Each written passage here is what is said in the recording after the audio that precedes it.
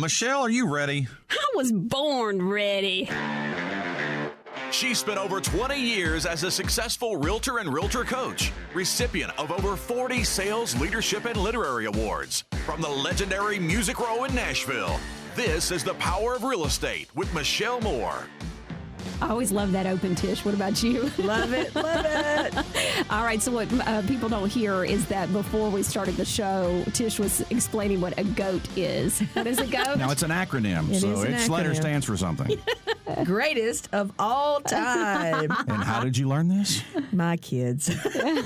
There you go. They know a lot more than I do. I love it. All right, so thanks so much for tuning in and hearing The Power of Real Estate this week. If you have not gotten a copy of my book, by the way, you want to make sure that you go to realestatecoachingsimplified.com and click on getting a copy of Selling Simplified. You can get a free copy. All you got to do is pay for the shipping and handling.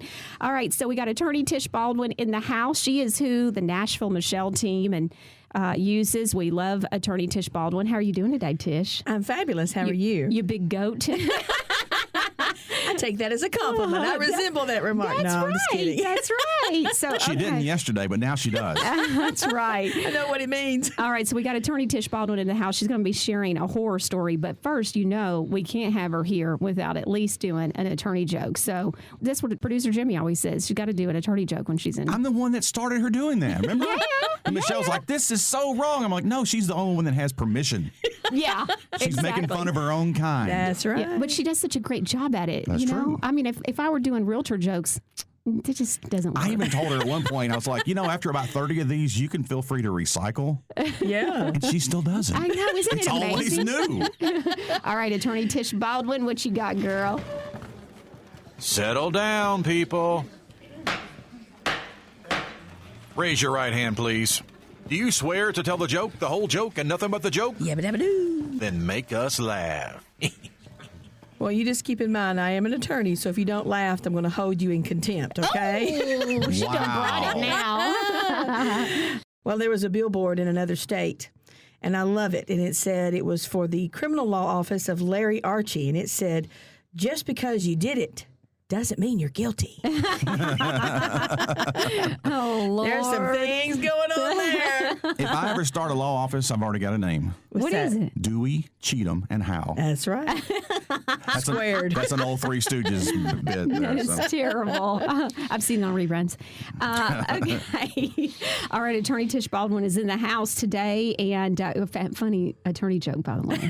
They're always hilarious. My cheeks are already hurting from smiling so much hanging out with you here in the studio.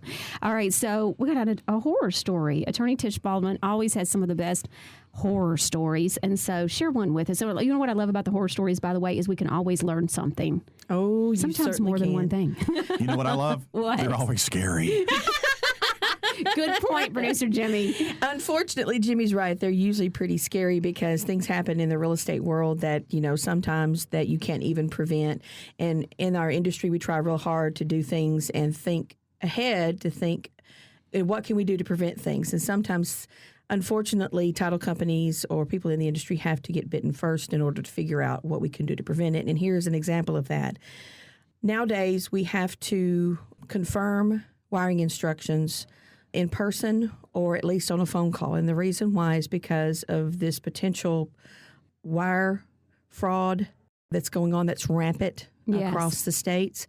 People hack into people's emails. And I'm not smart enough to do that.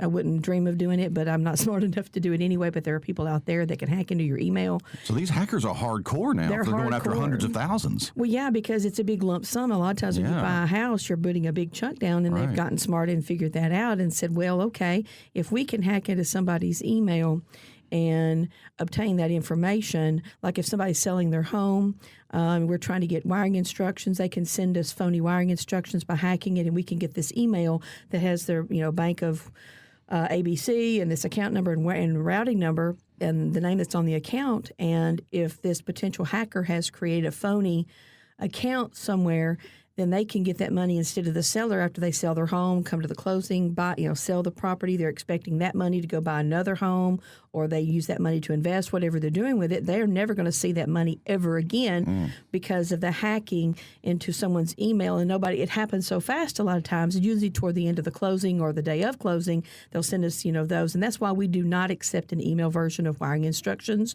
We have to fill it out at the table. And then if we don't represent the seller, because in Tennessee, a lot of times we have split closings, then we have to get the phone number of the other title company's client, call them up, talk to them on the phone, and we get some verifying information to make sure it's them. Because of 1099 purposes, we have to get their Social Security number. So we have the last 4 digits of their social, and if they can confirm that, then we know it's the right person. Sure. Then we confirm the wiring instructions, because we have to make sure that we get that money to the right party. And so as a preventative tool, we try to, like I said, somebody had to have been bitten by that in order to figure out, oh my goodness, this is rampant. We've got to do what we can to stop it. So we've put procedures in place to make sure that we protect the clients as best we can. Because those hackers are good, man. They'll get the logo and you'll see it, and you're like ready to send your information. Wait a minute. I just got an email just the other day from this gentleman who seemed legitimate. He sent me a long email of, I need your services. I need you to help me do it, in a closing for, I can't remember, I'm going to say Jones's Farm. I want to buy Jones's Farm, and I'm going to pay this much money, and I want you to help me do this. Click here, and you can get the contract. I'd never heard of the person. Some of the lingo in there was kind of not quite right. So I emailed him back, and I said, hey, we would love to help you. However, I can't open it. There must be a blocker on our system where I can't open it. Can you fax it to me? Never heard from him again. Wow. Okay, so you've got a story that's happened, so share it with us. Well, that's exactly what happened. Is it didn't happen to us. It happened. We get memos from our underwriters all the time that gives us the heads up on things that's in the industry, and which causes procedures and policies to be in effect to protect folks. And another title company, that exactly happened. They didn't go through the processes. It was just fresh.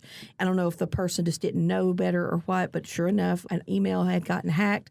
They had asked for wiring instructions to send over proceeds from a closing. The email got hacked.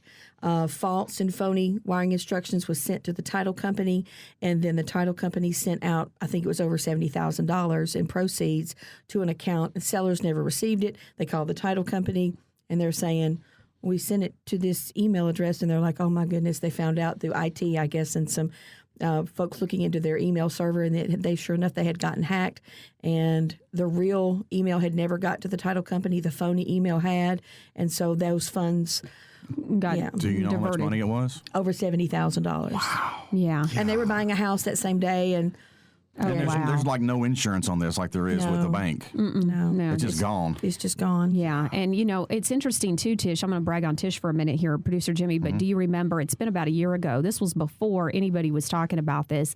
Attorney Tish Baldwin came into the studio and was sharing with us something similar to this that was just starting. And it's been just a week or so ago now, I've been seeing where some other agents are now talking about it on Facebook. And I thought, wow, I've been hearing about this for over a year. But it's just really becoming so prevalent and rampant that now more and more agents are experiencing these horror stories, nightmares, if you will, like what Tish is talking about. So that makes great Tish a cutting-edge goat. That's right. And what does the GOAT stand for? Greatest of all time. That's right. and like producer Jimmy said, what was it you said? Are you sure she's not a sheep? No, that was me. I was making the sound effect. I was like, man. I'm like, wait a minute, that's a sheep. She's a cutting-edge sheep. Oh, that's hilarious. All right. So thanks so much for coming into the studio today. Attorney Tish Baldwin. Thank you. Thanks for coming in and sharing with us, again, her great attorney joke and horror story. And by the way, if you haven't heard, we got a brand new National Realtor designation that's out. I am the creator and the author of that national designation. It's called the RESP, which stands for Real Estate Selling Professional Designation. You can go to realestatecoachingsimplified.com and you can see where we're going, check out all the details, how much it costs, all that kind of great stuff. But and all the things that you can expect to learn and take away from the class when you take the course. So be sure to check that out, and we will see you next time right here on The Power of Real Estate with Michelle Moore. Realtors, if you're ready for the latest tools, scripts, and techniques, visit realestatecoachingsimplified.com. We'll see you next time on The Power of Real Estate with Michelle Moore.